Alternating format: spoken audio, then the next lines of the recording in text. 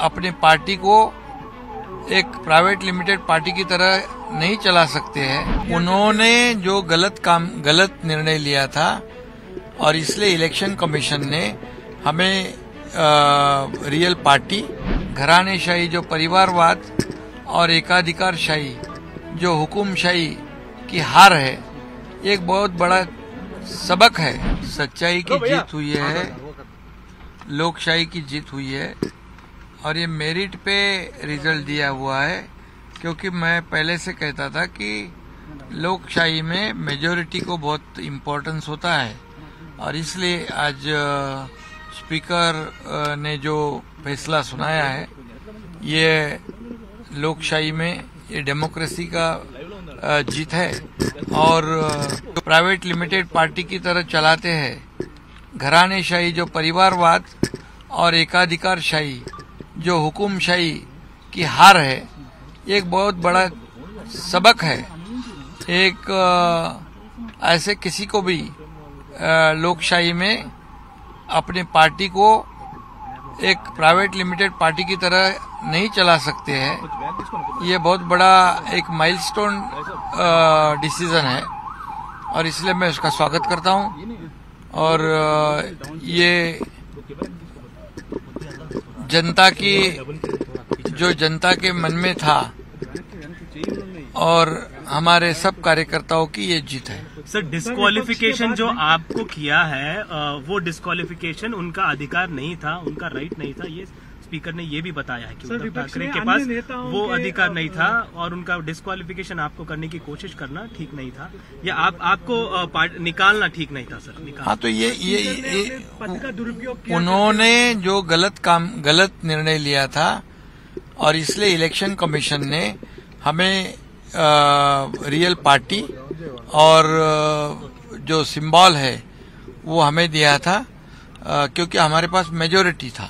अभी हमारे पास मेजॉरिटी है, असेंबली में भी है, पार्लियामेंट में भी है और इसलिए स्पीकर जी ने वो मेजॉरिटी के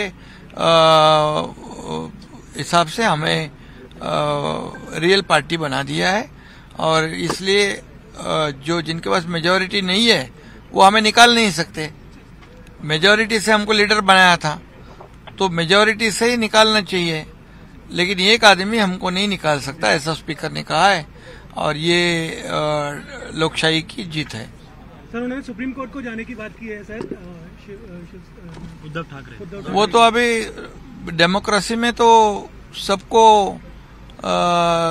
कहीं पर भी जा सकते हैं, कोर्ट में जा सकते हैं, लेकिन इतना ही मैं कहूंगा कि जो हमेशा जब उनके सपोर्ट में जो डिसीजन होता है, तब चुनाव आयोग हो या कोर्ट हो, वो उनके लिए अच्छा होता है।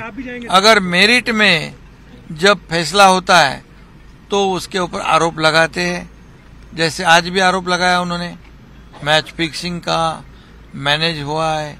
ये सब जो है ये हमेशा की आदत है उनकी।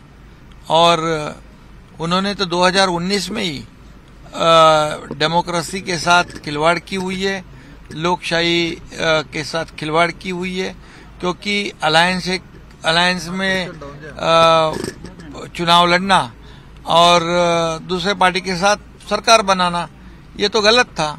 और इसलिए इलेक्शन कमीशन ने भी हमारे हित में फैसला दिया है और स्पीकर ने भी हमारे हित में फैसला दिया है। सिर्फ हमारा व्हिप भी जो है उसको भी वैलिड ठहराया है और हमारे पार्टी शिवसेना को भी वैलिड किया हमारे साथ में, हमारे फेवर में।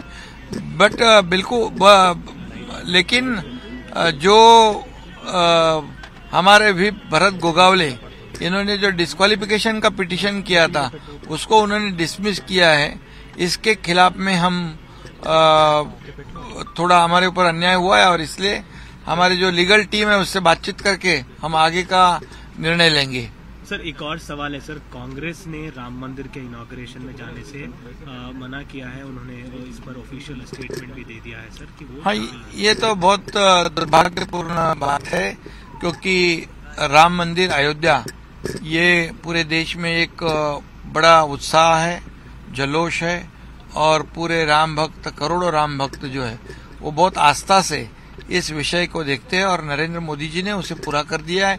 योगी जी ने उसे पूरा कर दिया है और इसलिए सभी ने उसमें सहयोग देना चाहिए था, लेकिन उन्होंने जाना मना किया है।